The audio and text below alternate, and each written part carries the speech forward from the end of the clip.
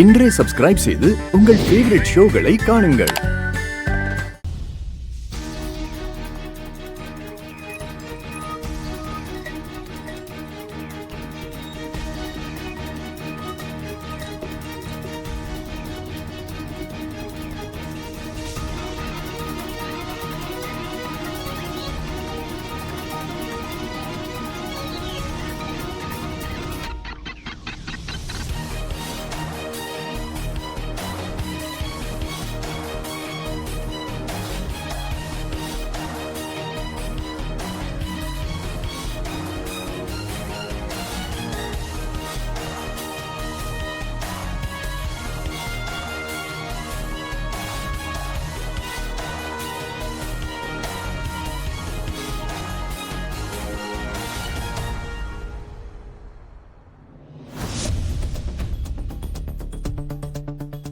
எனக்கு தெரியும்.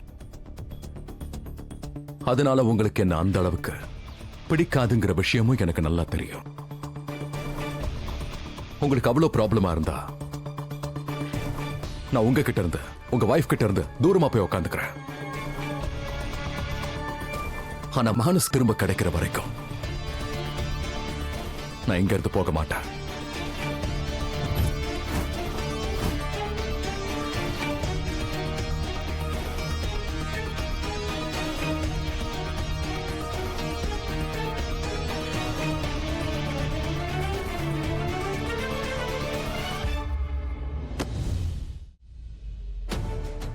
ரிலாக்ஸ் யுவன். பரவாயில்ல, அவர் இருந்துட்டு போட்டோம். அதுவும் இல்லாம இந்த மாதிரி நேரத்துல நம்ம சொந்தம், ஐ மீன் நம்ம நெய்பர்ஸ் நமக்கு துணையா இருந்தா இன்னும் நல்லது தானே. நாம 2 பேரும் ஒன்னா தானே இருக்கோம். இன்னொருத்தர் நம்ம கூட இருந்தாங்கன்னா அது நமக்கு இன்னும் கொஞ்சம் ஹெல்ப்ஃபுல்லா இருக்கும். முதல்ல மோகன் மட்டும்தான் ராதிகா பின்னாடி இருந்தா, இப்ப ராதிகா அவனுக்கு சப்போர்ட் பண்றான். என்னடா நடக்குதுங்க? யுவன், நீங்க என் கூட வாங்க வாங்க.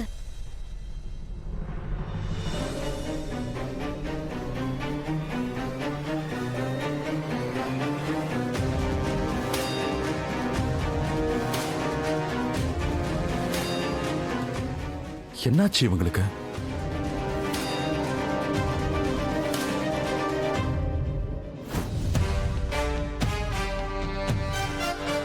லைட் ரொம்ப மேல இருக்கே, எப்படி தொடுறது? எனக்கு எட்டாதே.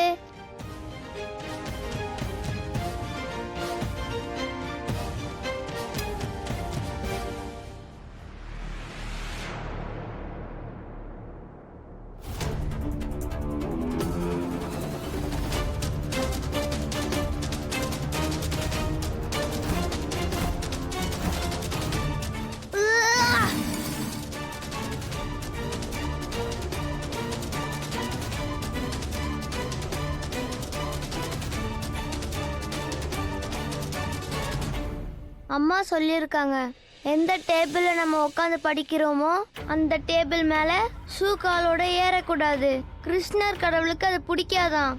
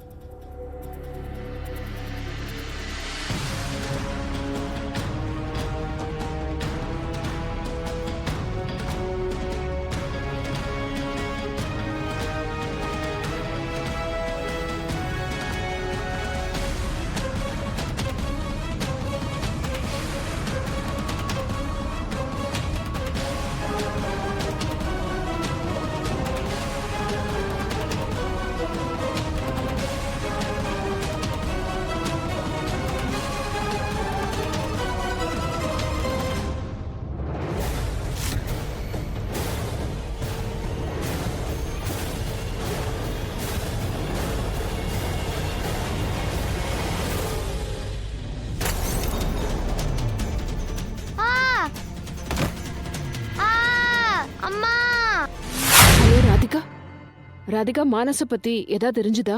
இன்னும் தெரியல. அது எப்படி உனக்கு தெரிய வரும்? நீங்க எல்லாரும் யுவன் சொன்ன அந்த கட்டுக்கதையை நம்பிட்டு உட்கார்ந்துருக்கீங்க. ஐநோ மானஸ் இப்ப ஏதோ பெரிய ஆபத்துல இருக்கான். இப்ப நான் அவனோட உயிரை காப்பாத்தணும்னா இப்ப நடந்துட்டு இருக்க எல்லா உண்மையும் ஒண்ணு விடாம ராதிகா கிட்ட சொல்லியே ஆகணும். மம்மி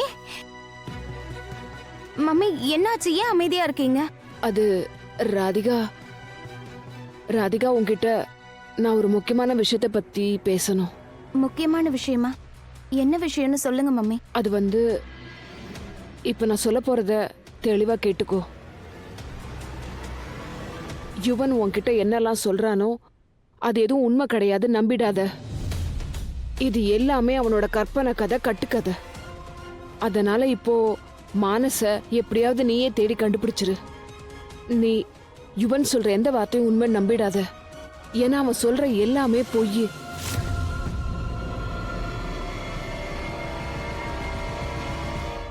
நீங்க சொல்றது கரெக்டுமா? ரொம்ப கரெக்ட். வர வர யார நம்புறதுனே தெரியல. பெத்த அம்மா அப்பாவையும் நம்ப முடியாத இந்த காலத்துல வெளியாளுங்களை எப்படி நம்புறது, போலீஸ்காரங்களை எப்படி நம்புறது, வேற யார்தான் நம்பி பழகிறதா? ஆனா நீங்க ஒண்ணு டென்ஷன் ஆகாதீங்கம்மா.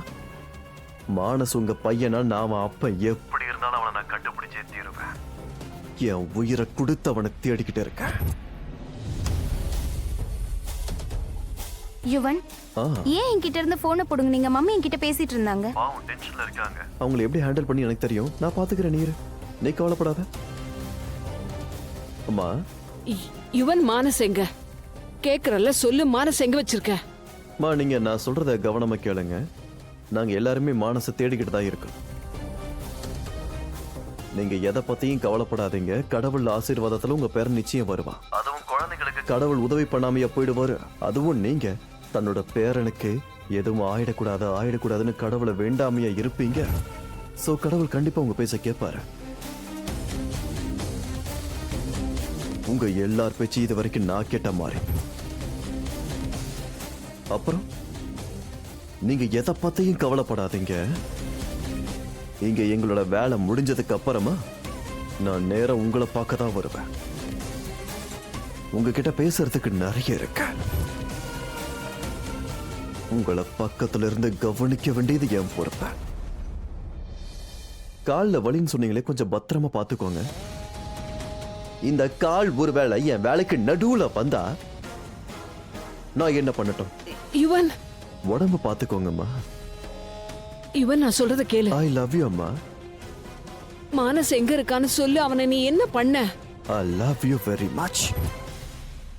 யுவன் சொல். யுவன் யுவன் மானஸ் என்ன பண்ணா?